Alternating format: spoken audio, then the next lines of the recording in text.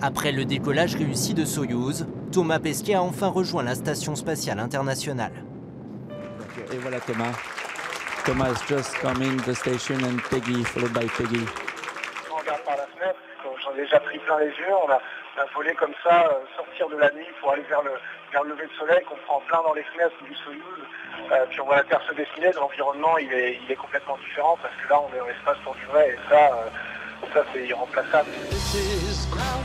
Lancé à plus de 28 000 km/h d'ouest en est, l'ISS est le plus grand objet artificiel placé en orbite terrestre. Notre Normand est le premier Français à s'y rendre depuis 8 ans. Il va cohabiter avec 5 autres astronautes pour la mission Proxima d'une durée de 6 mois. Il nous fait faire le tour du propriétaire. Je vais vous montrer de quoi ça a l'air à l'intérieur.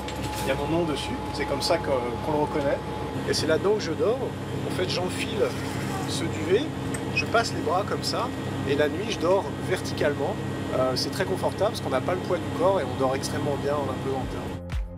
Et pendant que Thomas Pesquet pratique ses 2h30 de sport quotidien, 400 km plus bas, on fait aussi un peu d'exercice. Alors fais un tour sur toi-même pour montrer. Donc là en fait vous considérez que la balise elle est plutôt par où?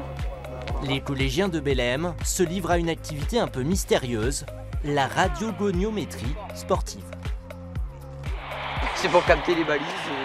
Voilà, comment je fais pour les repérer alors? Bah alors là c'est comme ça, c'est pour être vraiment élargi, précis. Bah ouais, précis en longueur et là c'est pour un peu plus d'ondes, voilà comme ça.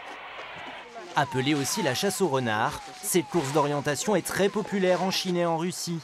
Pour nos collégiens, il s'agit de retrouver 2 balises, baptisées Soyouz et Proxima, à l'aide d'antennes faites maison. Bah ça veut dire elle est partout.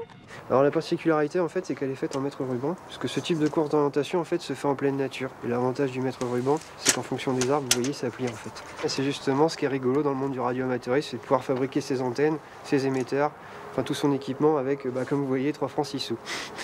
Objectif aussi pour les radioamateurs, faire découvrir aux élèves leur passion et poser les bases de leur future communication avec l'ISS.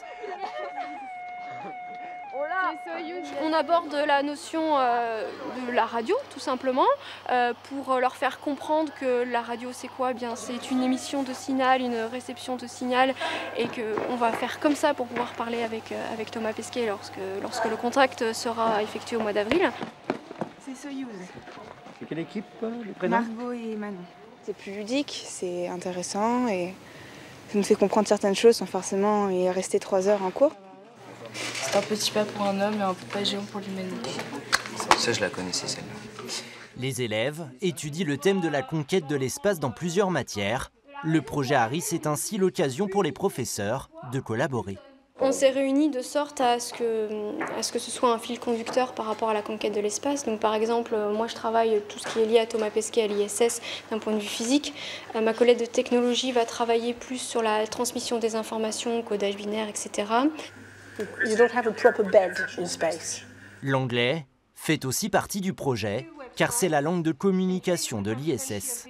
Effectivement, si jamais Thomas Pesquet n'est pas disponible au moment où on aura la liaison radio, ils vont devoir certainement parler avec un autre astronaute qui est à bord. Et à ce moment-là, il faudra qu'ils arrivent à communiquer en anglais. La pression monte pour les élèves et leurs professeurs. Il ne reste que quelques mois avant le jour J.